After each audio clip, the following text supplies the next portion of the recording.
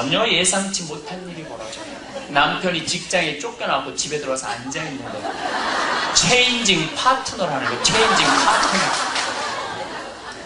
그동안 자식 밥새끼 뒷바라지 해주기도 힘들어 죽겠는데 남편이 집에 와서 바깥에 나가지도 않고 밥새끼 차려내라고 그러면 여러분들 뭐라는 것을 차려준다고요? 삼식이 새끼 그냥 밥새끼 다 받아먹는 거예요. 자기는 손이 없어 발이 없어 지 손으로 차려 먹지. 두 끼 다 차려달라면 뭐라고? 두식이 새끼 그냥 밥 두 끼 달라고. 근데 남편이 여보 당신 30년 동안 밥 하느냐고 정말로 애썼어. 내일은 내가 산에 갈 테니까 저녁만 차려주고 아침 나란히 쉬어. 그리고 그냥 한 끼밖에 집에서 안 먹으면 그때부터는 일식님이라고 해요. 일식님. 우리 일식님은 집에서 한 끼밖에 안 드신다고. 그런데 남편이 여보 밥 그냥 저기 곰국만 끓여놓으면 내가 알아서 먹을 테니까 당신 나 신경 쓰지 마라. 그리고 집에서 한 끼도 손으로 차려달라고 안 그러면은 그때부터는 대통령 아들 대접해준다고 그러잖아요. 대통령 아들을 뭐라고 불러요? 영식님이라고 그래요. 영식님. 한 끼도 집에서 안 드시면 영식님이라고 해요. 영식님. 근데 이놈의 남편이 밥 3끼 차려달라는 것도 모자라서 간식을 내놓으라고 그러네. 그럼 뭐라고 하면서 차려줘요? 부엌에서 간나이 새끼 간식까지 달란다고. 그런데 이 남편이 간식을 한 번만 달라고 그러는 게 아니라 종종 달라고 그러네? 그럼 뭐라 그래? 종간나이 새끼 간식 종종 달란다고. 여러분들 우리나라에서 지금 최고로 인기 있는 신랑감 1위는 배용준도 아니고 장동건도 아니라고 그러죠? 송혜 선생님이 1위라고. 송혜 선생님은 전국 노래자랑하러 다니느냐고 30년 동안 밥을 안 먹었대. 집에서 30년 동안.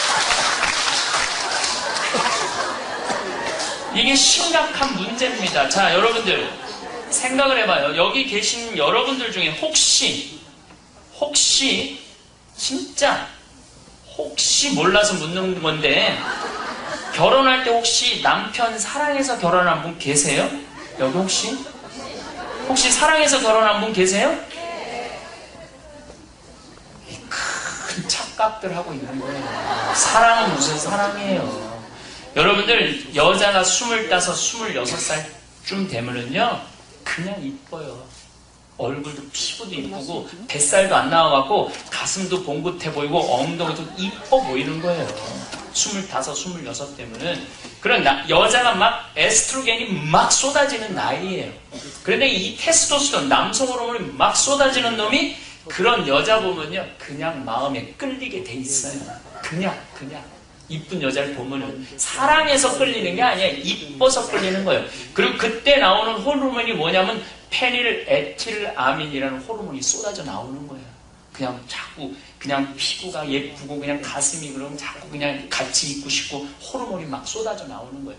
여러분들 중고등학교 처녀 때 그 막 풋풋했던 그 느낌, 감정, 막 꽃 하나를 봐도 막 벌렁벌렁거리고 그런 감정 40, 50이 돼도 나요? 안 나죠? 그건 그때 그 호르몬이 쏟아져 나왔기 때문에. 그래서 남자 여자가 철커덕 붙는 거예요. 사랑해서 붙는 게 아니고 페닐에틸아민이라는 호르몬이 쏟아져 나와서 붙는 거예요. 그러면 이제 너무 이제 같이 있는 시간이 즐겁고 행복하고 막 그 호르몬이 쏟아져오면 마약 같은 그런 느낌을 받는다고 그래요. 인간이. 그럼 이제 같이 있으면 이제 또 손을 만지고 싶어. 그 손을 만졌는데 이건 막 너무 부드러운 거야. 이때는 옥시토신이라는 호르몬이 또 나오는 거예요. 사랑해서 나오는 게 아니고 그냥 호르몬이 계속 나오는 거야. 호르몬이. 그러고 한번 안으면은 이건 구름 위를 둥둥 떠다니는 것 같아. 그냥 이대로 죽어도 좋을 것 같아. 그거는 뭐가 나오는 거냐면 도파민이라는 호르몬이 나오는 거야. 도파민 호르몬이. 그래갖고 이제 이 사람 없으면 난 죽을 것 같아. 이 사람 없으면 죽을 것 같아. 그래서 뭐 엄마가 보기에는 전 나쁜 인간이야. 그런데 이 호르몬이 쏟아져 나올 때는요 그게 안 보인대요. 그게 눈이 감기는 거야. 이기적으로 자기 먹고 싶은 것만 먹어도 그것도 멋있어 보이는 거야. 호르몬이 쏟아져 나올 때 이성이 완전히 정지되는 거야. 그래갖고 난 저 남자 아니면 죽는다 뭐 이래갖고 부모가 어쩔 수 없이 결혼을 시켜갖고 애가 하나 딱 나오면은 불행하게도 이 호르몬은 딱 600일 나오고 말아요. 사랑을 시작하면서부터 한 남자를 만나갖고 가슴이 벌렁벌렁거리는 게 딱 600일 그러고 말아요. 남자도 마찬가지예요. 남자도 여자 막, 너 없으면 죽는다 그러다가 600일, 애가 딱 하나 나올, 그게 딱 그 기간이 애 하나 나오는 기간이 600일 딱 지나고 나오면요. 마누라가 빨개 벗고 왔다 갔다 해도 전혀 벌렁거리지가 않아요. 호르몬이 나와야지 벌렁거릴 거 아니야. 이 얘기는 무슨 얘기냐면은 남녀가 서로 만나서 결혼하고 이때부터 사랑이 시작되는 거예요. 이때부터 서로를 귀하게 여기고 이때부터 서로를 아껴주고 이때부터 서로 정을 쌓아야 되는데 결혼하고부터는 엄마는 애한테 미치고 아빠는 남편은 저기 세상 일에 미치는 거야. 그래서 30년 동안 부부가 전혀 사랑을 쌓지 않는 거야. 사랑을 쌓지 않고 자식이 떠나고 난 다음에 직장을 잃어버리고 난 다음에 남자가 하나 들어왔는데 30년 전에 그 남자가 들어오면 머리는 탁 벗겨지고 배는 이렇게 이런 남자가 들어오면 그러니까 이게 정도 없지 매력도 없지. 그러니까 옛날에는 나 막 20년 전에 신부 될 때는 저도 그랬어요. 힘들게 사는 자매들이 있으면 참고 살으라고. 왜냐면 몇 년만 있으면 죽을 거니까 참고 살아라고. 근데 요즘 차마 그 얘기를 못해요. 50살 된 사람이 와갖고 신부님 난 내 남편 때문에 못 살겠다고 참고 살아라는데 얼마를 참고 살아야 되냐면 50년을 참고 살아야 돼 앞으로. 차마 참고 살라는 소리를 못 하겠더라고요. 이거 얼마나 심각한 문제인지 몰라요 지금 우리가. 이 부부간에 사랑이 없는 거예요. 그래갖고 60살부터 100살까지 각방 쓰고 이렇게 살아가는 거예요. 여러분들 아프리카에는 원숭이 잡는 비법이 있어요. 이 항아리 원숭이 손이 들어갈 만한 항아리 주둥이를 만들어 놓고 뒤에는 크게 만들어 놔요. 뒤에다가 자갈을 잔뜩 넣어놔요. 항아리 안에다가. 그리고 항아리 입구에다가 바나나를 하나 딱 놔요. 그럼 원숭이가 지나가다가 웬 바나나 그리고 싹 바나나를 잡으면 주먹이 커져요. 손이 안 빠지는 거예요. 바나나만 놓으면은 손이 빠져서 사는데 바나나는 놓기 싫고 손은 안 빠지고. 그러니까 이 원숭이가 뭐라고 그러냐면 이놈 바나나 왜 안 빠지냐고 그 무거운 항아리를 들고 하루 종일 뛰어다니는 거야. 그럼 저녁이면 너무너무 움직일 수 없을 정도로 지친다. 그럼 그 날래 원숭이를 잡아서 먹는데요. 근데 놀랍게도 아프리카, 인도네시아 원숭이 잡는 방법 똑같아요. 바나나를 위한 욕심, 요걸 가지고 아주 원숭이를 잡는 거죠. 여러분들이 지금 자식이라는 이 바나나를 못 놈으로 해서 잃어버리는 게 너무 많아요. 남편도 잃어버리고 본인의 인생도 잃어버리고 앞으로의 노년도 잃어버리고 그 자식이 뭐라고. 신부님 그걸 놓으면 어떻게 여러분들이 벌벌 떨어서 애들이 다 망가지는 거예요. 벌벌 떨어서. 학교 다니기 싫으면 다니지 말라고 그러면 되죠. 공장에 보내고 일할 때 얼마나 많아. 포크레인을 가르치는지 트랙터를 가르치는지 머리로 살기 싫은 놈들은 몸으로 살게 하면 될 거 아니야. 그런데 누가 욕심을 못 버려? 아인슈타인, 서울우유, 연세우유, 건국우유, 저지방우유까지 끝까지 포기하자는 게 여러분들이에요. 그래서 마지막엔 다 죽는 거야. 애도 영원히 죽었고 부모도 애랑 싸우느냐고 죽고 남편도 죽고. 차라리 그 학원 보낼 돈 있으면 그거 갖고 집안 식구들이 여행 같이 다니고 전시회 다니고 맛있는 거 먹으러 다녔으면 사랑이라도 남지. 남는 게 아무것도 없는 거야. 남는 게. 자, 나이가 이제 60이 됐어요. 근데 여자가 60이 되면은 참 불행하게도 몸에서 에스트로겐은 안 나오고 뭐가 나오냐면 테스토스테론이 나와요. 남성 호르몬이 나오기 시작해. 그래서 60 넘은 할머니들 보면은 여자 같은 할머니 하나도 없어요. 전부 깡패 같은 할머니들밖에 없어요. 말을 해도 얼마나 깡패같이 말하는지 몰라요. 행동을 해도 그렇고. 근데 남자는 60이 넘으면 몸에서 테스토스테론이 안 나오고 에스트로겐이 나와요.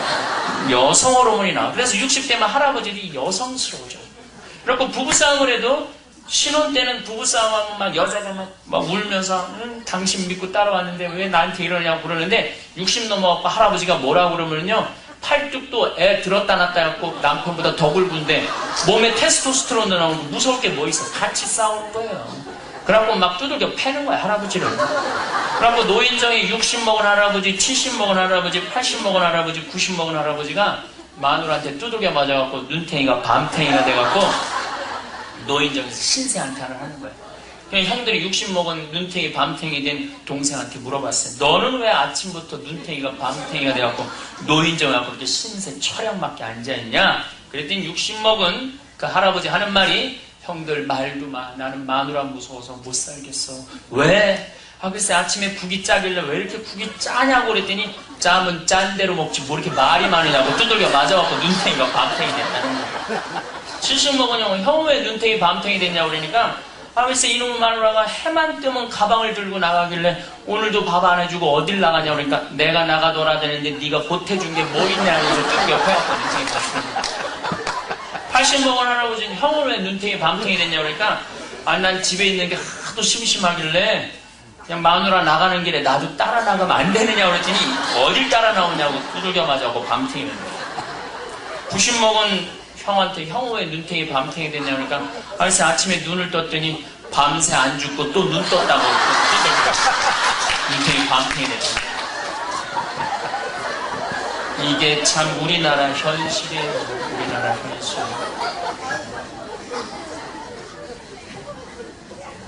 여러분들 우리가 인생을 살아가면서요 내 욕심 뭘로부터 시작된 욕심? 자식 서울대학 출세시키겠다는 욕심으로부터 시작해갖고 인생 전체를 망치는 거예요. 인생 전체를. 그렇다고 출세한 사람이 행복할까요? 의사가 170가지 직업 중에 행복 등수가 169등이에요. 얼마나 걔네들 내가 의사 많이 알고 있는데 걔네들 컵라면 먹어요. 시간 없어서 라면 먹고 놀 시간이 어디 있어요. 정말 완전히 노가다에 노가다. 그리고 만약에 진료를 잘못했다 그러면 또 그 의료분 중에 휩쓸리면요 스트레스를 보통 받는 게 아니에요. 높이 올라가면 올라갈수록 스트레스가 많은 거예요. 근데 우리가 출세는 곧 행복 아니에요. 오늘 제일은행 그 은행장 출세했는데 행복했어요? 그래서 뛰어내렸어요? 그러니까 우리가 행복의 기준이 우리가 잘못되어 있는 거예요. 출세한다고 다 행복한 거 아니에요. 정말 행복한 사람은 어떤 사람이냐? 제가 아까 말씀드렸지만 내가 1 더하기 1은 2다. 이거 갖고 맛있게 먹고 행복하게 살고 하느님 찬양 드리고 남편 아내 사랑하고 애들하고 즐겁게 사는 사람이 행복한 거지 꼭대기에 올라간다고 행복한 거 아니에요. 그런데 우리는 아직도 그 미련을 못 버리고 있는 거야. 그러니까 예수님이 뭐라 그래? 사람은 빵만으로 사는 것이 아니라 하느님의 말씀으로 사느니라. 맞아요. 말씀으로 살아야지 우리가 빵으로 살아서는 안 돼요. 돈이 많다고 다 행복한 게 아니라는 거예요. 여러분들 이 자리에 온 거는 돈 때문에 온 게 아니라 뭐 때문에 온 거예요? 말씀 때문에 온 거예요. 그런데도 또 미사지 양은 또 돈 많이 벌게 해달라고 또 이게 안 되니까 이번에는 이 예수님을 어디로 그냥 높은 산에 데리고 올라가고 당신이 나한테 절을 한다면은 명예와 권력을 주겠다. 영광과 권력을 주겠다고 그래요. 자, 우리가 돈에 대한 유혹보다 더 많이 유혹받는 게 뭘까요? 명예와 권력이에요. 신부님, 그거는 진짜 돈 많은 사람들이 국회의원 나가고 도의원 나가고 시의원 나가고 그래서 하는 거 아닙니까? 천만의 말씀. 여기 계신 여러분들도 명예와 권력 다 추구합니다. 부부싸움을 할 때도 추구해. 당신 나 안 만났으면 쪽박 찼어. 당신 같은 사람 누가 만나? 나니까 데리고 살지. 이거 권력, 명예 추구하고 있는 거 집에서. 그리고 그 교회 공동체 안에서도 그런 일은 비일비재해요. 근데 이걸 제일 많이 추구하는 사람이 누구냐? 우리 천주교 신부들이에요. 내가 28살에 신부가 됐어요. 일찍 됐어요. 그런데 철산성당에 보좌신부로 발령을 받아갔는데 그 13,000명이 1살서부터 100살까지 다 나를 존경하고 사랑해 주는 거예요. 1살짜리는 데리고 와서 신부님 우리 애 좀 만져달라고 신부님 축복받고 싶다고. 100살 먹은 할머니가 그냥 고개가 다 꺾어졌는데 거기서 더 꺾어가면서 그냥 손잡고 인사해요. 판사, 검사가 그렇게 존경받겠어요? 신부니까 그렇게 존경받는 거예요. 내가 거기 유황 온천이 있어요. 그래갖고 하루는 목욕탕을 딱 이제 빨개 걷고 탕에 딱 들어갔는데 온탕에 들어가려는데 갑자기 온탕에서 60쯤 된 할아버지가 날 발견했더니 뻘떡 일어났더니 신부님 오셨느냐. 허리를 꺾어서 인사를 하는 거예요. 그래서 보니까 광명시 시장님이야. 그 시장님 우리 본당 교우였거든요. 목욕탕에 왔는데 보좌 신부가 오니까 나는 인사할 생각도 안 했는데 시장님 일어나고 반머리를 꺾어서 신부님 오셔서 인사를 하는 거예요. 그러니까 옆에 있는 국장들이 이해가 안 되는 거예요. 왜? 이 광명시에서는 우리 시장님이 뭐라 그래도 최고인데, 아니 저 해와 같이 찬란하고 달과 같이 아름다운 저분은 누구냐 이거야. 그래갖고 그냥 나머지 국장들이 얼떨결에 일어나서 인사를 하는 거예요. 그랬더니 시장님이 우리 보좌 신부님이라고. 처음에는 그 인사가 부담스러워요. 하지만은 한두 번 받기 시작하면은 시장도 나한테 인사하는 판국에 내가 누구한테 인사를 해? 목이 뻣뻣해지기 시작하는 거예요. 이거 누가 노리는 거죠? 악마가 노리는 거예요. 쥐꼬리만한 명예를 줘서 교만하게 만들어서 하느님도 모르고 이웃도 모르고 교우들도 무시하게 만드는, 이게 악마가 던지는 미끼예요. 제가 평택 비전동으로 본당 신부로 발령을 받아갔는데 31살에 교우가 4,000명이에요. 그 비전동 아파트 단지 잘 사는 동네. 그냥 갔더니 교우들이 나한테 그러는 거, 신부님 훌륭하십니다. 위대하십니다. 영민하십니다. 똑똑하십니다. 현명하십니다. 입만 열면은 칭찬이지 똑바로 살라고 그러는데 하나도 없더라고. 근데 처음엔 그 얘기가 부담스러운데 시간이 지나면서 지날수록 내가 착각하는 거예요. 훌륭하고 똑똑하고 위대하고 영민한지. 그런데 내가 무슨 사목 결정을 했는데 교우가 사목회장 힘이 그건 틀린 겁니다. 그럼 화가 나는 거예요. 왜? 훌륭하고 똑똑하고 위대하고 영민한 내가 결정했는데 어디 반기를 더느냐? 교만이 끝까지 올라가는 거예요. 누가 노리는 거죠? 악마가 노리는 거예요. 우리는 거기에 많이 빠져요. 저만 빠지는 게 아니라 여기 계신 여러분들도 많이 빠집니다. 제가 작년에 미국 뉴욕 퀸즈라는 성당에 강의를 가서, 미국에서 제일 큰 성당이에요. 제가 미국에 지금 한 30개 성당 강의를 다녀봤는데 제일 크더라고요. 난리가 났어요. 교우들이 너무 많이 왔어요. 그래갖고 그냥 지하에서 1층으로 올라가는 엘리베이터가 10명이 타 있는데 20명이 타버린 거예요. 그래갖고 중간에 꼈어요. 911에서 그 사람들 다 끄집어냈어요. 지난 2월 달에 70 먹은 아줌마, 요즘 70 먹어도 아줌마 같아요. 70 먹은 아줌마가 하나 와서, 신부님 제가 미국 뉴욕에서 왔습니다. 제가 누군 줄 아십니까? 그래서 잘 모르겠는데 그랬더니 제가 그때 퀸즈 성당에서 엘리베이터에 낀 여자입니다. 그리고 왔어요. 근데 자기 아들이 뉴욕 의대 수술 집도이래. 근데 우울증에 걸렸는데 내 CD 화나십니까? 내가 오늘 갖고 왔어요. 저 화나십니까? CD를 듣고 출퇴근을 하면서 우울증이 없어졌다는 거예요. 그분뿐만 아니라 참 많은 사람이 저 CD를 듣고 우울증이 없어졌다는 얘기를 정말 많이 들어요. 아니 수술 집도의가, 의사가 내 CD를 듣고 우울증이 없어졌다니 내가 얼마나 대단한 사람이야. 대단하지 않아요? 악마가 탁 고리를 끼는 거죠. 교만하게 만드는 거죠. 어쨌든 그 강의가 끝나고 본당 신부님하고 사제관으로 가는데 한국 여자가 따라오는 게 아니라 미국 여자가 따라오는 거예요. 그러면서 막 영어로 뭐라고 막 씹으로 거리는데 대충 그런 얘기예요. 자기는 한국말을 못 알아듣는데 강의 듣는 3시간 내내 감동받았다는 거예요. 이야, 내 강의 감동받다 못했는지 미국 여자까지 내 강의 감동을 받는구나. 고맙다고. 그랬더니 본당 신부님이 자꾸 가재는 거예요. 사제관으로. 기분이 나쁘더라고요. 지금 미국 여자가 내 강의 감동받아갖고 나하고 얘기해주는데 말 끊으니까 얼마나 기분 나빠요. 그래도 어떻게 본당 신부님이 가재는 거예요. 그래서 다음에 얘기하자고 그러고 본당 신부님을 따라갔더니 그 여자가 안 보이니까 본당 신부님이 하시는 말씀이, 신부님 저 여자 이거라고, 이거.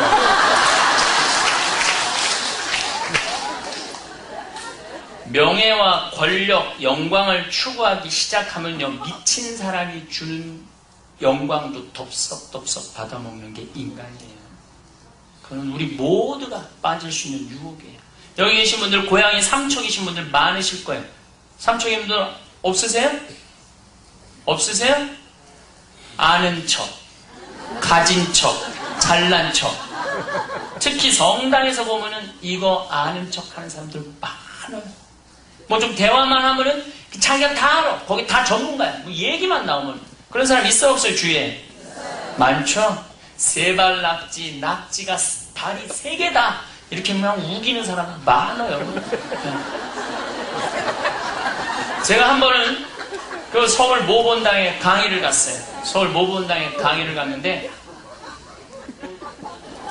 강의를, 굉장히 부자 본당이에요. 강의를 갔는데 마이크가 안 나오는 거예요. 기다리고 있는데 막 사무장님 쫓아 들어갔는데 안 나와. 관리장님 쫓아 들어갔는데 안 나와. 꾸리야 단장도 막 쫓아 들어갔는데 안 나와. 근데 내가 한 10분을 기다리는데 미치겠더라고요. 왜 미치겠느냐면 내가 신학교 때 뭐를 했냐면 이 마이크를 설치하고 앰프를 설치하는 관리 부장을 했거든. 그러니까 이쪽은 그냥 빠삭하거든. 10분 동안 거기 들어가고 아는 척하고 싶어서 미치겠어. 내가 그냥 한마디만 하면 저거 딱 날 텐데. 우리 그런 현장에서 저거 내가 아는데 그러면서 아는 척하고 싶은 그 유혹 참 많죠. 가진 척, 개뿔 전세 살면서도 전세 사는 거 티내고 싶지 않다고 그냥 시계 까르띠에 차고 다니고, 가방도 그냥 우리나라 여자들 특별히 심하죠. 가방도 명품 가방 막 300만 원, 500만. 자기 남편 월급이 300만 원인데 가방을 300만 원짜리. 남편 월급을 내내 한 달 내내 들고 다니는 여자들 많아요. 밍크 코트를 샀는데 이놈의 겨울이 지구온난화 때문에 왜 이렇게 안 추운 거야. 좀 추워야지 입고 나가보는데. 그러고 그냥 기다리다 1월 말쯤 돼갖고 어쩔 수 없이 날은 더운데 밍크 코트는 입고 나가야 되겠고, 그러니까 어떻게 하냐면 속에는 브레이즈하고 그냥 속 치마만 입고 그냥 밍크 코트 입고 나가는 여자들 많아요. 근사한 음식점 호텔에 가보세요. 1월 말에 보면은 옷 딱 뽑으면요 소다니아식 입고 앉아있는 여자들 천재예요. 대한민국에 뭐가 밍크 코트가 필요해요. 대한민국에 러시아나 이런 데는 필요하지. 그냥 1000만 원짜리 이게 얼마나 덥겠어. 지구온난화 때문에 그냥 겨울이 그냥 춥지는 않고 1000만 원 사서 내가 가진 척하고 싶은데 이런 유혹 우리 참 많이 빠져요. 잘난 척, 이것도 가지고 아는 것 다 동원해서 뭐 하고 싶은 거 결국은 잘난 척하고 싶은 거예요. 잘난 척. 제가 수영을 참 잘해요. 얼마나 잘하느냐면 내가 우리 동창 신부들하고 속초에 여행을 갔는데 한 놈이 그 튜브를 이렇게 갖고 놀다가 얼굴도 모르는 놈이죠. 속초 앞바다에 설악산에서 바람이 불어가고 튜브가 뒤집어졌어. 날아가 버렸어. 이놈이 쑥 들어갔다 100km가 넘는 놈이 쑥 들어갔다 쑥 들어가는 거야. 아무도 건지러 가는 사람이 없더라고. 또 내가 또 가만히 있을 수 있어? 쫙 가갖고 그냥 튜브 찾고 들어가는 애 그냥 끄집어내갖고 목해갖고 딱 그냥 막 물 쏟아내고 그냥 등치가 이만하네. 나는 50kg도 안 되는 걔는 100kg. 그래서 내가 수영을 해갖고 애도 건지지 25m 풀 한 번 들어가면 40밖에 한 번도 안 쉬고 한 번에 돌지. 전신 먹고 바다에 들어가면 저녁 먹기 전까지는 안 나온단 말이야. 그리고 내가 스킨스쿠버를 해. 다이빙. 바다에 다이빙을 해. 그래갖고 동해바다, 제주도 바다 뭐 안 하는 데가 없어. 그러니까 술만 먹으면 교우들한테 이제 내 무용담을 얘기를 하는 거야. 이제 잘난 척을 하는 거죠. 그야말로.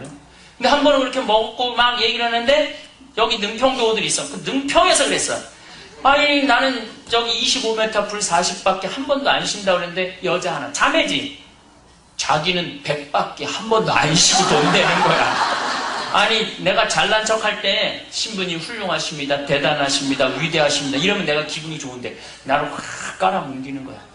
여러분들 내가 좀 잘난 척할 때 더 잘난 척하면 그때 사람 미쳐요 안 미쳐요? 머리채를 다 젖뜯고 싶더라고. 그래서 질 수가 있어? 나는 마라톤 토요일마다 신학교에서 단축 마라톤 12km 맨날 뛰었다고 그랬더니 자기는 42.19km 양주 10번 했다는 거야. 여러분들 한번 서로 잘난 척하기 시작하면은 뭐 산에 가면 난 어느 산을 갔다 어느 산을 갔다 나는 뭐 어디 근사한데 먹으러 갔다 끊임없이 잘난 척하죠. 그것도 안 되면 이제 내가 아는 국회의원 누구 내가 잘 아는 누구까지 다 끄집어내는 거예요. 그래서 그냥 끊임없이 잘난 척. 이 가진 척, 아는 척, 잘난 척 하고 싶은 이면에는 뭐가 있느냐면 상대방을 무시하고 존중해주지 않으려는 그런 교만이 있는 거예요. 누가 원하는 거야? 악마가 원하는 거야. 악마가. 그 악마의 손에 우리는 항상 넘어가는 거죠. 그래서 그냥 무시하다 못하면 화가 나고 그냥 돌아서고 분열이 일어나고. 잘난 인간이 잘난 척해도 봐줄까 말까 한데 잘난 것도 없는 게 잘난 척하면 더 미치죠. 그런데 저를 포함해서 우리 모두가 그런 유혹에 참 많이 빠진다는 거예요. 저를 포함해서 우리 모두가. 그러시죠? 우리가 이 악마가 지금 마귀가 두 가지를 우리를 유혹을 했어요. 돌더러 빵이 되라고. 돈에 대한 욕심. 돌머리도로 서울대학 들어가라는 거. 출세에 대한 욕심. 그렇죠? 이거 여러분들 포기하시면요, 굉장히 행복하게 살 수 있어요. 그리고 명예에 대한 유혹. 그 다음에 교만, 권력에 대한 유혹. 그것도 형제 공동체 안에서 내가 잘난 척해갖고 상대방 무시하는 거. 이거 하지 않으면요, 공동체 평화로울 수 있어요. 이게 악마가 노리는 거예요. 이 인생을 살아오시면서 참 많은 일들을 겪으셨을 것입니다. 젊을 때는 가족을 위해, 아이들을 위해 하루도 쉬지 않고 달려오셨겠지요. 새벽같이 일어나서 출근 준비를 하고 밤늦게까지 일하며 가족의 생계를 책임지셨습니다. 아이들이 아프면 병원에 데리고 가고 학교 행사가 있으면 바쁜 중에도 시간을 내어 참석하셨습니다. 때로는 본인이 아파도 참고 견디며 가족들에게는 걱정 끼치지 않으려고 애쓰셨을 것입니다. 그렇게 바쁘게 살다 보니 정작 자신을 위한 시간은 거의 없었습니다. 좋아하는 책 한 권 읽을 여유도, 친구들과 차 한 잔 마시며 담소를 나눌 시간도 쉽게 내기 어려웠습니다. 모든 것이 가족을 위해서였고 아이들의 미래를 위해서였습니다. 그런 희생과 헌신이 당연한 것이라 여기며 살아오셨습니다. 그런데 이제 조금 여유가 생기고 뒤를 돌아보니 과연 내가 진정 행복한 삶을 살고 있는가 하는 생각이 드실 때가 있으실 겁니다. 아이들은 다 키웠고 사회적으로도 어느 정도 자리를 잡았습니다. 경제적으로도 예전보다는 나아졌고 건강도 그럭저럭 유지하고 있습니다. 남들이 보기에는 성공적인 인생을 살아온 것 같은데 왜 마음 한구석이 허전하고 뭔가 아쉬운 느낌이 들까요? 아침에 일어나서 하루를 시작할 때 예전처럼 분주하게 움직일 일은 없지만 그렇다고 특별히 기대되는 일도 없습니다. 텔레비전을 보거나 신문을 읽으며 시간을 보내지만 뭔가 공허한 느낌이 듭니다. 친구들과 만나서 이야기를 나누어도 대부분 건강 이야기나 자식 자랑, 옛날 이야기가 전부입니다.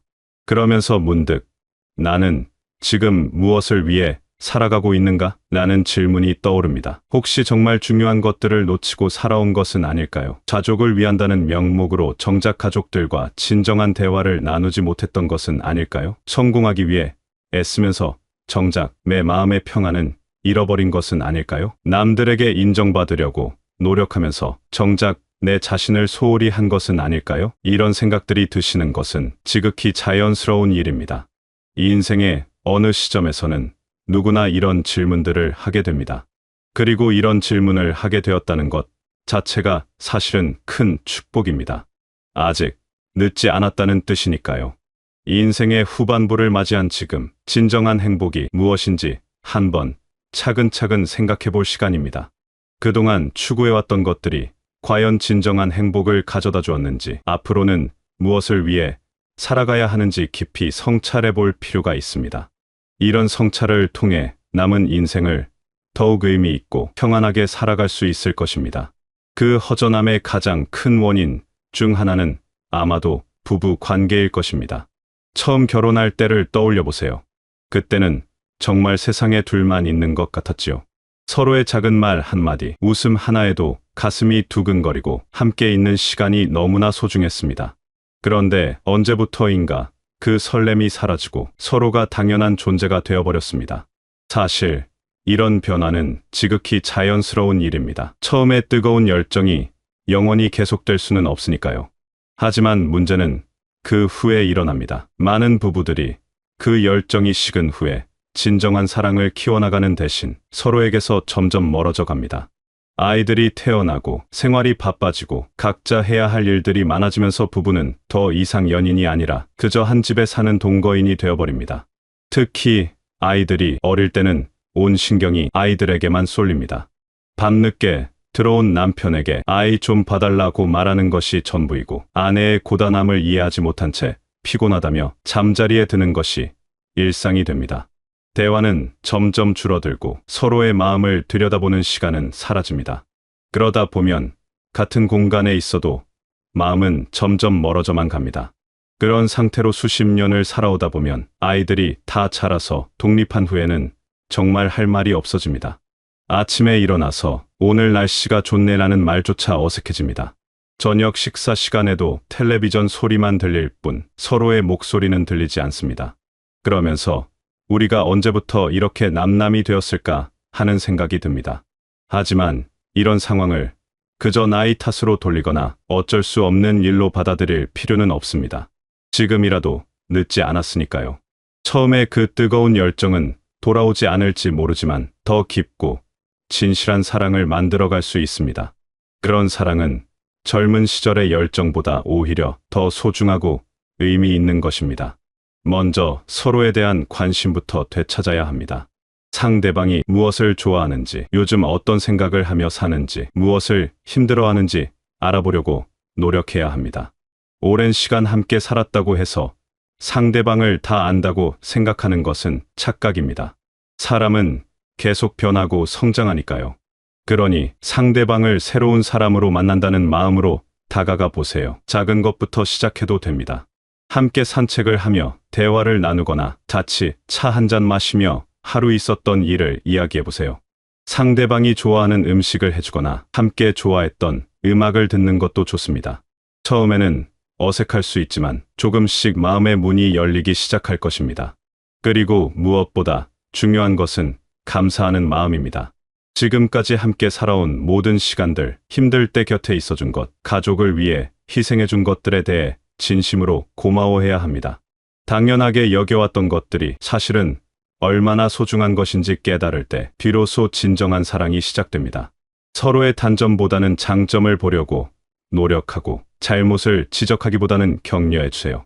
오랜 시간 함께 살다 보면 서로의 모든 것이 다 보이고 때로는 짜증이 날 수도 있습니다.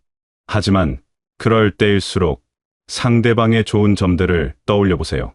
처음 만났을 때 마음을 사로잡았던 그 모습들이 지금도 그 사람 안에 있습니다.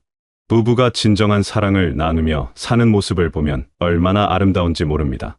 서로를 아껴주고 배려하며 함께 웃고 함께 울 수 있는 그런 관계 말입니다.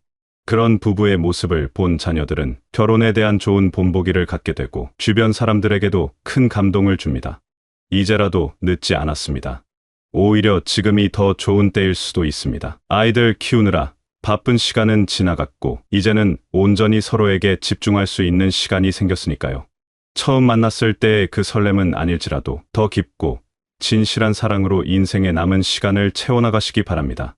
부부 관계만큼이나 많은 분들을 힘들게 하는 것이 바로 자녀에 대한 마음입니다. 자녀를 사랑하는 마음은 세상에서 가장 순수하고 아름다운 감정이지만 그 사랑이 때로는 욕심으로 변질되어 오히려 자녀를 괴롭히고 부모 자신도 불행하게 만드는 경우를 너무나 많이 봅니다. 아이가 태어나면 모든 부모는 이 아이가 행복하게 살았으면 좋겠다고 생각합니다. 정말 순수한 마음입니다. 하지만 시간이 지나면서 그 마음이 조금씩 변해갑니다. 행복하게 살려면 좋은 대학을 가야 하고 좋은 직장을 가져야 하고 사회적으로 성공해야 한다는 생각이 들기 시작합니다. 그러면서 자녀의 행복보다는 성적과 성취에 더 많은 관심을 갖게 됩니다.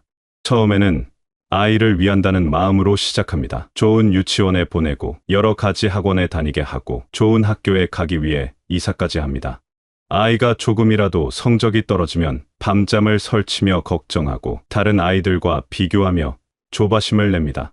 그러면서 다 너를 위해서 하는 일이야 라고 말하지만 정작 아이의 마음은 들여다보지 않습니다. 아이가 그림 그리기를 좋아해도 그림으로는 먹고 살기 어렵다며 말리고 음악을 좋아해도 음악은 취미로만 해라고 합니다. 아이가 친구들과 놀고 싶어 해도 놀 시간에 공부 한 번 더 해라고 합니다.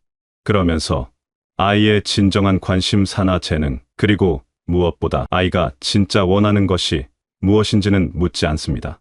이런 상황이 계속되면 아이는 점점 지쳐갑니다. 부모의 기대에 부응하려고 애쓰지만 그 기대의 무게가 너무 무겁습니다.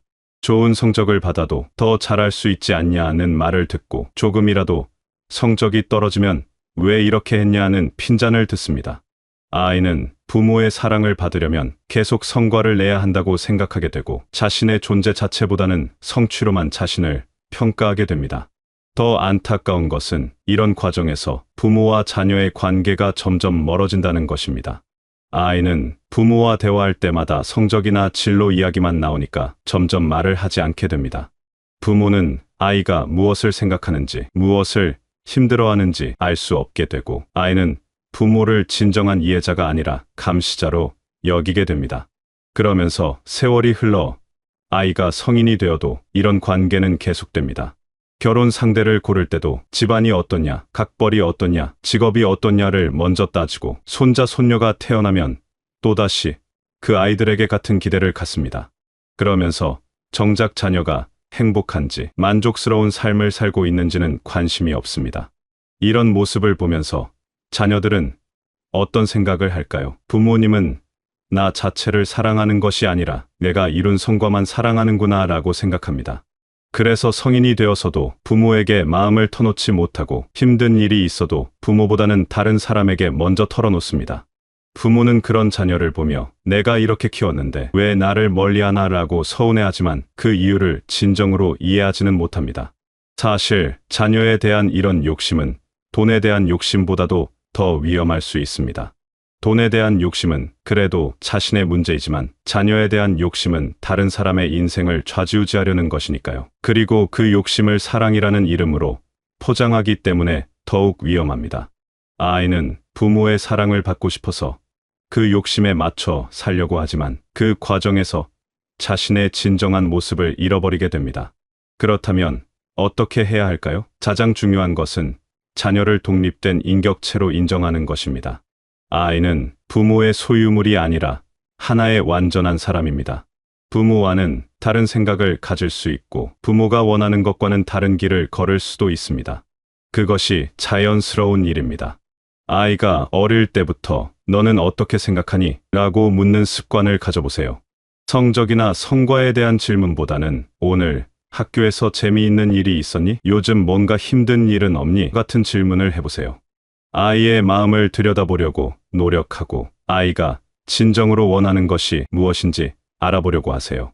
그리고 아이가 실수를 하거나 실패를 해도 괜찮다, 다음에 더 잘하면 된다고 격려해 주세요.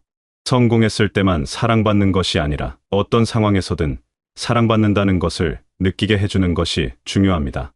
아이가 부모의 조건부 사랑이 아니라 무조건적인 사랑을 느낄 때 비로소 자신감 있고 건강한 어른으로 성장할 수 있습니다. 또한 아이의 작은 관심사나 재능에도 관심을 가져주세요. 그것이 부모가 바라는 것과 다를지라도 말입니다. 아이가 곤충을 좋아하면 함께 곤충 관찰을 해보고, 요리를 좋아하면 함께 요리를 해보세요. 그런 시간을 통해 아이는 자신이 있는 그대로 사랑받는다는 것을 느끼게 됩니다. 무엇보다 중요한 것은 부모 자신이 행복한 삶을 사는 것입니다. 자신의 삶에 만족하지 못하는 부모는 자녀를 통해 자신의 꿈을 이루려고 합니다. 하지만 그것은 자녀에게 너무 무거운 짐이 됩니다. 부모가 자신의 삶을 충실히 살고 행복해할 때 자녀도 자신만의 행복한 삶을 찾아갈 수 있습니다. 이미 자녀가 성인이 되었다면 지금이라도 늦지 않았습니다. 그동안 자신의 욕심 때문에 아이를 힘들게 했다면 솔직하게 인정하고 사과하세요. 그리고 이제부터는 자녀의 선택을 존중하고 응원한다고 말해주세요. 자녀가 어떤 길을 선택하든 그것을 인정하고 지지해주는 것이 진정한 사랑입니다. 자녀가 행복한 것이 부모에게도 가장 큰 기쁨이라는 것을 잊지 마세요. 그 행복은 남들이 인정하는 성공이 아니라 자녀 자신이 느끼는 만족감에서 나옵니다. 자녀가 자신의 삶을 주체적으로 살아가며 의미를 찾을 때 그것이 바로 부모가 바라던 진정한 성공입니다. 자녀에 대한 욕심만큼이나 우리를 괴롭히는 것이 바로 명예와 권력에 대한 욕심입니다. 돈에 대한 욕심은 어느 정도 눈에 보이기라도 하지만 명예욕과 권력욕은 참으로 교묘합니다. 겉으로는 봉사하는 것처럼, 남을 위하는 것처럼 포장되어 있지만 속을 들여다보면 결국 자신을 드러내고 싶어하는 마음, 남들보다 우위에 서고 싶어하는 마음이 자리 잡고 있습니다. 처음에는 정말 순수한 마음으로 시작합니다. 사회에 기여하고 싶고 다른 사람들에게 도움이 되고 싶어서 여러 가지 일들에 참여하게 됩니다.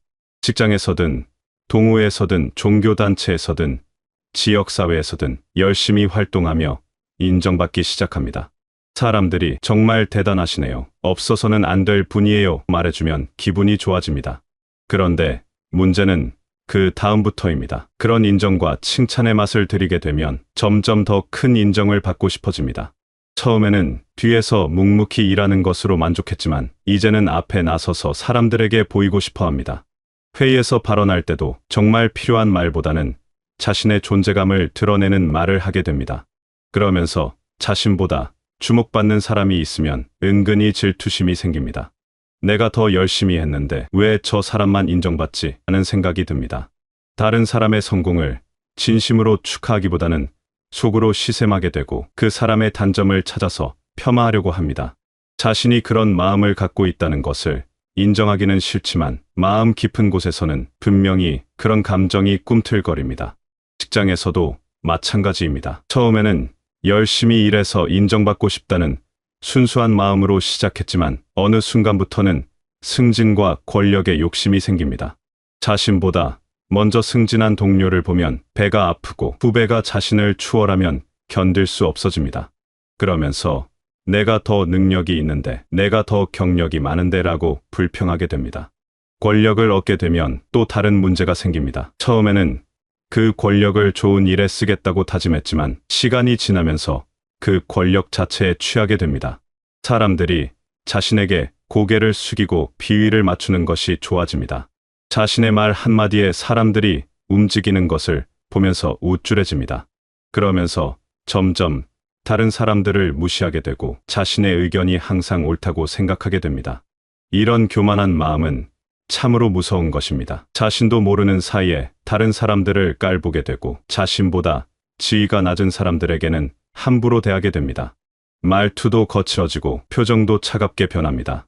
그러면서도 자신은 그런 사람이 아니라고 생각합니다.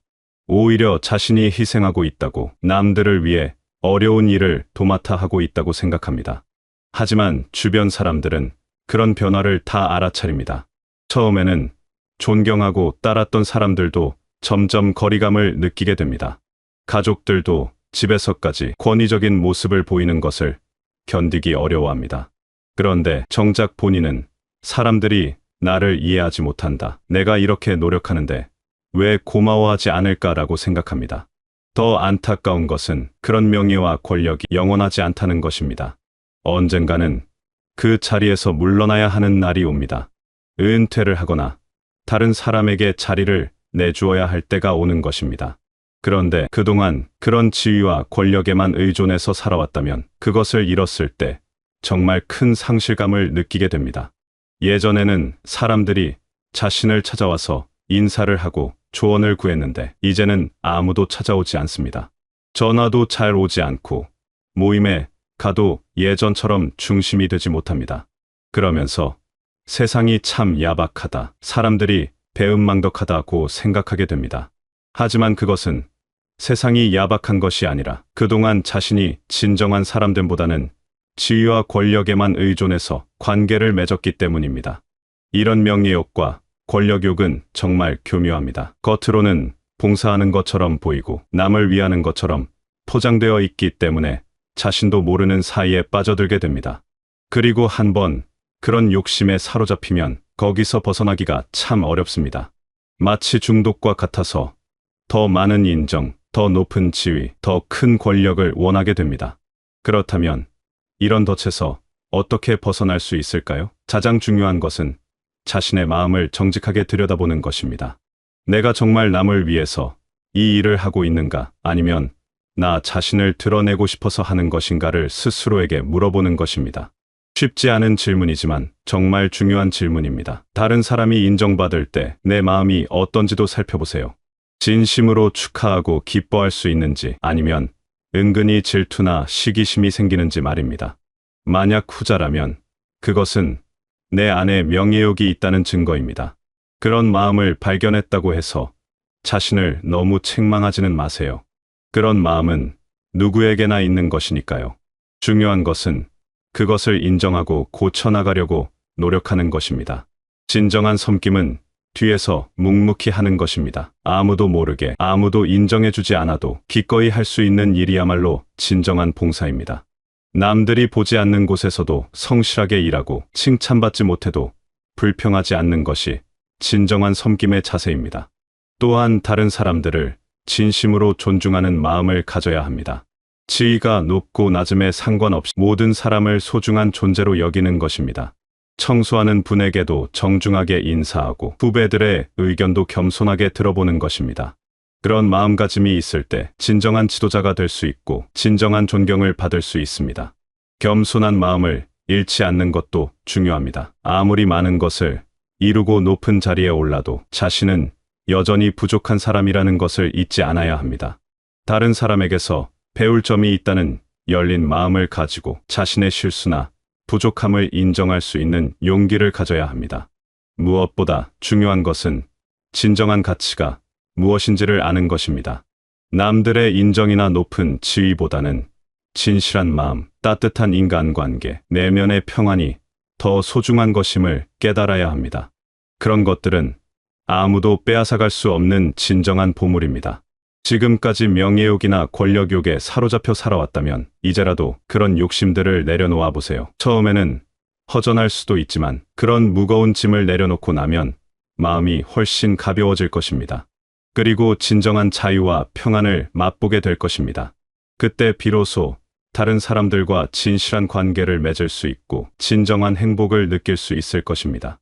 지금까지 부부 관계, 자녀에 대한 욕심, 그리고 명예와 권력욕에 대해 이야기해왔습니다. 이 모든 것들의 공통점은 무엇일까요? 바로 우리가 진정으로 소중한 것들을 놓치고 살아왔다는 것입니다. 겉으로는 사랑한다고, 좋은 일을 한다고 하면서도 실제로는 자신의 욕심과 집착에 사로잡혀 정말 중요한 것들을 보지 못했던 것입니다. 이런 깨달음이 오면 처음에는 후회와 자책감이 밀려올 수 있습니다. 왜 이제서야 알았을까? 그동안 얼마나 많은 실수를 했을까라는 생각이 들 수 있습니다. 하지만 그런 마음에 너무 오래 머물러 있을 필요는 없습니다. 과거는 이미 지나간 일이고 중요한 것은 지금부터 어떻게 살아갈 것인가 하는 것입니다. 사실 이런 욕심들은 우리가 살아가면서 자연스럽게 생겨나는 것들입니다. 가족을 사랑하고 자녀를 아끼고 사회에 기여하고 싶어하는 마음 자체는 나쁜 것이 아닙니다. 문제는 그 선한 마음이 언제부터인가 욕심으로 변질되었다는 것입니다. 그리고 그런 욕심에 사로잡히면 오히려 사랑하는 사람들을 힘들게 하고 자신도 불행해진다는 것입니다. 돈에 대한 욕심도 마찬가지입니다. 가족을 위해, 미래를 위해 어느 정도 경제적인 준비를 하는 것은 당연한 일입니다. 하지만 그것이 지나치면 돈이 목적이 되어버리고 정작 그 돈으로 지키려고 했던 것들을 잃게 됩니다. 가족과 함께 보내야 할 소중한 시간을 돈 벌기에만 쓰고 건강을 해치면서까지 일에만 매달리게 됩니다.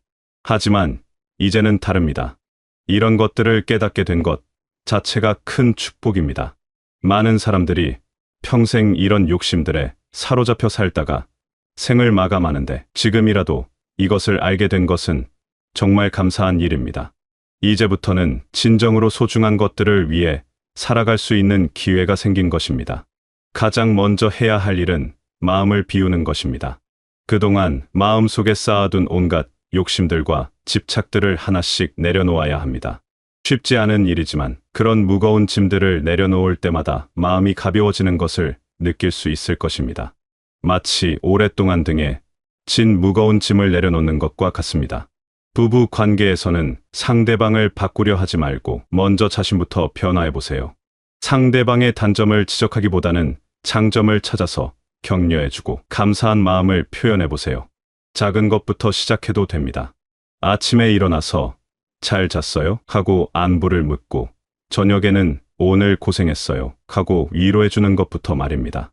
자녀에 대해서는 이제 진정으로 놓아주는 연습을 해야 합니다. 자녀의 인생은 자녀의 것입니다. 부모의 꿈이나 기대를 자녀에게 강요하지 말고 자녀가 자신만의 길을 찾아갈 수 있도록 응원해주세요.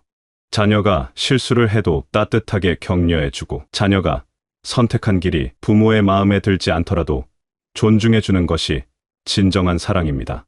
명예와 권력에 대한 욕심도 조금씩 내려놓아야 합니다.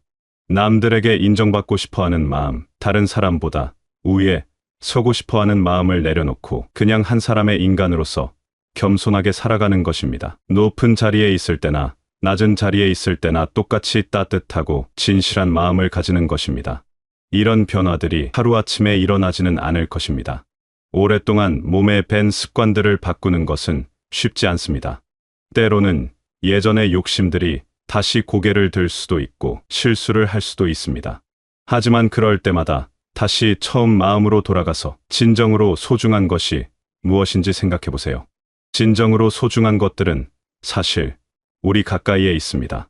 아침에 눈을 뜨고 건강하게 하루를 시작할 수 있다는 것, 따뜻한 햇살을 받으며 산책할 수 있다는 것, 사랑하는 사람들과 함께 식사할 수 있다는 것, 이런 평범해 보이는 일상들이 사실은 가장 소중한 것들입니다. 또한 다른 사람들과 진실한 관계를 맺는 것도 정말 중요합니다. 서로를 이용하거나 무엇인가를 얻으려는 관계가 아니라 그냥 서로의 존재 자체를 소중히 여기는 관계 말입니다. 그런 관계에서는 억지로 자신을 포장하거나 과시할 필요가 없습니다. 있는 그대로의 모습으로도 사랑받고 존중받을 수 있습니다. 내면의 평안도 찾아야 합니다. 남들과 비교하지 않고 과거의 실수나 미래의 걱정에 사로잡히지 않고 지금 이 순간을 충실히 살아가는 것입니다. 그럴 때 마음이 평온해지고 진정한 기쁨을 느낄 수 있습니다. 그런 평안은 어떤 외적인 성공이나 소유물로도 얻을 수 없는 것입니다. 감사하는 마음을 잃지 않는 것도 중요합니다. 지금까지 살아온 인생 자체가 감사한 것입니다. 힘들고 어려운 시간들도 있었지만 그 모든 것들이 지금의 자신을 만들어준 소중한 경험들입니다. 그리고 지금 이 순간에도 감사할 일들이 참 많습니다. 건강, 가족, 친구들, 그리고 매일매일의 작은 기쁨들 말입니다. 무엇보다 자신에게 너무 엄격하지 마세요.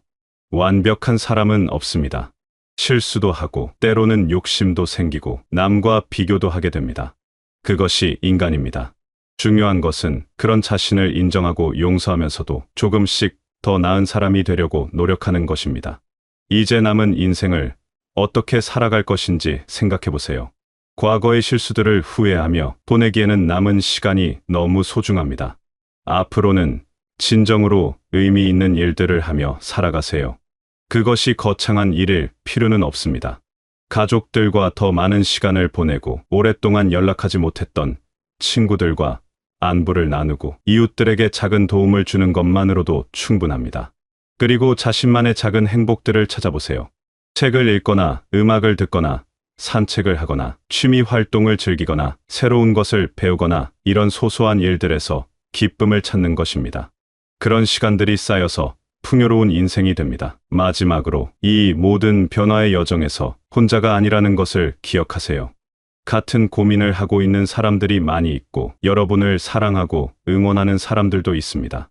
그리고 무엇보다 여러분 자신이 변화하고 성장할 수 있는 충분한 힘을 가지고 있습니다. 지금까지 정말 고생 많으셨습니다. 가족을 위해, 자녀를 위해, 그리고 이 사회를 위해 묵묵히 최선을 다해 살아오신 모든 분들께 깊은 존경과 감사의 마음을 전합니다. 혹시 지금까지 읽으면서 마음이 무거워지셨다면 그럴 필요 없습니다. 완벽한 사람은 없고 실수하지 않고 사는 사람도 없습니다.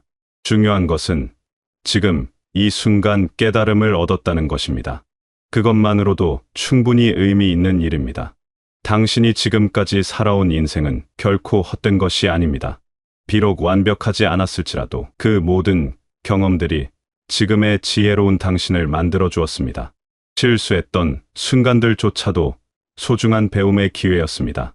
이제부터는 조금 더 가벼운 마음으로 살아가세요. 너무 많은 것을 짊어지려 하지 마시고 있는 그대로의 모습으로도 충분히 사랑받을 만한 사람이라는 것을 믿으세요. 당신의 존재 자체가 이미 소중하고 의미 있습니다. 앞으로 남은 시간들이 당신에게 진정한 평안과 기쁨을 가져다 주기를 진심으로 바랍니다. 그리고 당신이 찾게 될 그 평안이 주변 사람들에게도 따뜻한 위로가 되기를 희망합니다. 당신은 혼자가 아닙니다. 당신을 사랑하는 사람들이 있고 당신의 변화를 응원하는 마음들이 있습니다. 그리고 무엇보다 당신 자신이 충분히 아름다운 변화를 만들어갈 수 있는 힘을 가지고 있습니다. 오늘도 고생하셨고 내일도 당신이 행복하시기를 바랍니다.